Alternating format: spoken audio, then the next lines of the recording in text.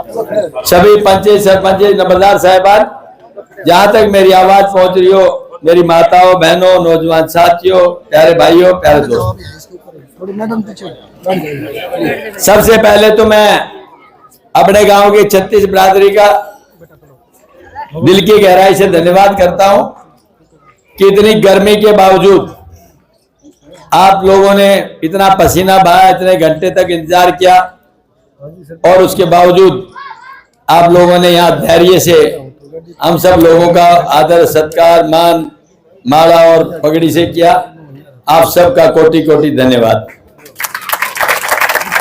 रासवाल आज का इस देरी के आप समझ रहे हैं कि एक गांव से दूसरे गांव जाते हैं तो जहां ये रहता है कि आधे घंटे में दूरी तय कर लेंगे, लेकिन वो दूरी नहीं तय हो पाती। तो हमारे बहुत से साथी बीच में डॉक्टर ढिल्लो पिंटो जैसे भाई हैं, वो कहते रहते थे क्या कर रहे हो लोग गर्मी में है। तो मैं तो भाई देख गर्मी के बारे में मैं अच्छी तरह से परिचित हूँ। आप बहुत पसीना बहा रहे हैं, लेकिन आपके इस पसीने का 25 तारीख की वोटिंग और 4 तारीख को आपका रिजल्ट देखने के लिए मिलेगा। उस रंग के अंदर आप आज हम एक इंप्रेशन ये देखते हैं, जब चारों तरफ से खुशहाली का माहौल हो, लोगों में जोश हो, जज्बा हो और नौजवानों की भावना और बुजुर्गों का आशीर्वाद हो, तो निश्चित तौर पर परिणाम बहुत स्वादपूर्ण नजर आते हैं। 25 तारीख को ऐतिहासिक चुनाव होने जा रहा है, जिसके अंदर आपको अपने जनप्रतिनिधि और भविष्य की भावी सरकार का फैसला करना है। आपने पीछे देखा कि भारतीय जनता पार्टी को 10 साल आपने राज दिया, जिसमें 2014 में और फिर 2019, 14 में झूठ के सहारे और 19 में भावनाओं के सहारे इंप्रेशन दे करके चुनाव जीता गया।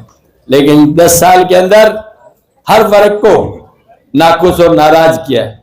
आज कोई वर्ग ऐसा नहीं जिसे कह सकते हैं आप कि चाहे किसान हो, चाहे जवान हो, मजदूर हो, चाहे व्यापारी हो, कर्मचारी हो, हर आदमी अपनी बदहाली पर आंसू बहा रहा है कि हमने सोचा नहीं था कभी कि भारतीय जनता पार्टी का राज इस तरह का भी होगा।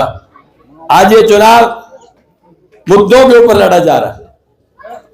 ये चुनाव इतना ऐतिहासिक है जिसपे पूरी दुनिया की नजरें, अमेरिका, इंग्लैंड और यूरोप तो सोचता है कि सबसे बड़े प्रजातंत्र के अंदर इतना बड़ा इलेक्शन, इससे बड़ी खुशी की बात क्या हो सकती।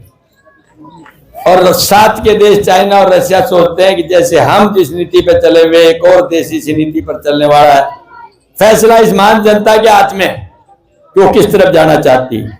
ये दो विचारधाराओं का चुनाव, ये जनता और भारतीय जनता पार्टी के बीच में, और जहां जनता आती है निश्चित तौर पर परिणाम उधर जाता है जिधर जनता झुकती है। और मुझे पूरा भरोसा है कि इस जनता के भरोसे सारा काम आएगा। इन्होंने 400 पार का नारा दिया सिर्फ इसलिए कि लोगों को गुमराह करने के लिए 400 नहीं तो 350, 350 नहीं तो 300, और 300 भी नहीं तो मेजोरिटी तो आएगी। लेकिन लोग सब जान चुके हैं कि ये वैसा ही जुमला है जैसा कि पिछली बार 75 पार का नारा था, 40 आई थी, और अब ये 400 पार का नारा है। इनकी सीटें 150 से 180 के बीच आएंगे, आप परिणाम देख लेना। जब 400 की बात की गई तो पूछा गया कि 400 ही क्यों रखा गया, तो इनका कहना यह था हमने 400 इसलिए रखा कि 400 से हम संविधान में बदलाव करने की ताकत ले सकते हैं। आप सोचिए, जो व्यक्ति, जो नेता रातों रात बिना सोचे समझे नोटबंदी कर सकता है, बिना विचार मंथन के जीएसटी लगा सकता है, उसको अगर 400 पार की कोई ताकत दे तो संविधान के साथ क्या कर सकता है, यह आपको और हमको सोचने की और चिंता करने की जरूरत है।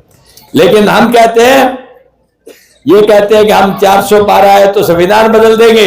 हम कहते हैं, ये महान जनता कहती है 25 को चुनाव होने तो हम तुम्हारी सरकार बदल देगी, हम गारंटी चाहते हैं। अब आपने देखना कि जिस पार्टी ने आज तक किसान का या किसी वर्ग का भला नहीं किया, 700 हमारे किसान भाइयों ने शहादत दी, पार्टी के एक नेता ने एक शब्द सहानुभूति का और उसका नहीं किया उनको, आज वो हमें किस मुंह से कह सकते हैं कि आप हमें मतदान में मदद कीजिए।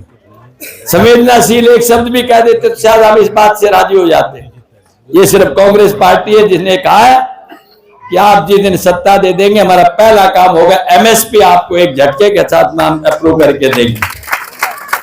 हमारा जवान जो बेहतरीन जवान फौज का माना जाता है हिंदुस्तान के अंदर, वो फौज में भर्ती होने की तमन्ना +2 के बाद में रखता है, लेकिन उसे अग्निवीर जैसी योजना को देख करके निरुत्साहित कर दिया। आज फौज में वो जोश और जलवे के साथ, जुनून के साथ नहीं जाना चाहता, क्योंकि उसे पता है कि 4 साल के अंदर तुझे हो सकता है रिट्रेंच कर दे, वापिस आ जाए, तो मेरा भविष्य क्या है। कांग्रेस पार्टी कहती है हमारा पहला फैसला होगा कि अग्निवीर की योजना को खत्म करके आप रेगुलर फौज की भर्ती करेंगे, ये आपसे कहना चाहते हैं।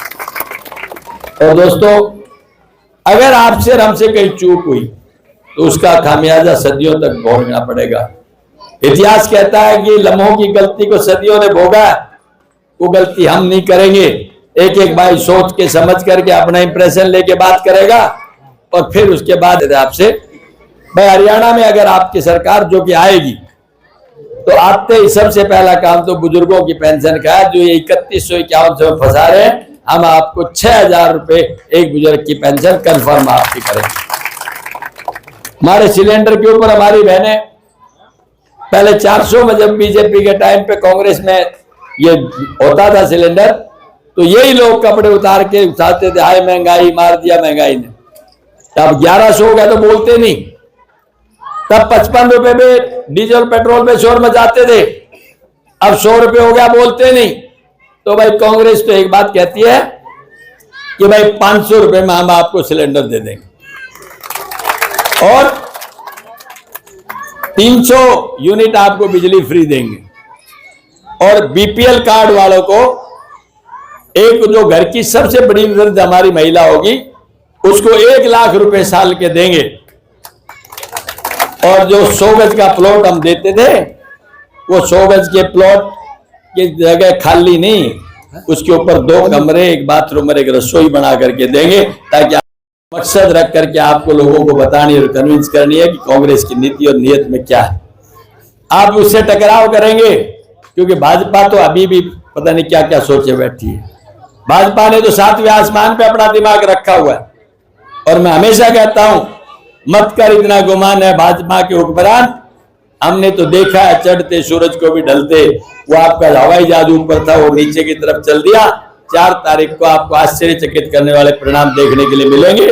सिर्फ आपको अपनी मछली की आंख की तरह निशाना रखना है कि हमने हाथ के ऊपर निशान लगा के 1 नंबर पे चुनाव चिन्ह है, दबा दब पेटी भर देनी है। बाकी 4 तारीख को आपसे बात करेंगे। आप सब ने जो पगड़ी पहनाई, मान सम्मान दिया, उसके लिए मैं आप सबका धन्यवाद करता हूं और पूरी ग्राम बस्ती का, 36 बिरादरी का बहुत बहुत धन्यवाद। जय हिंद, नमस्कार।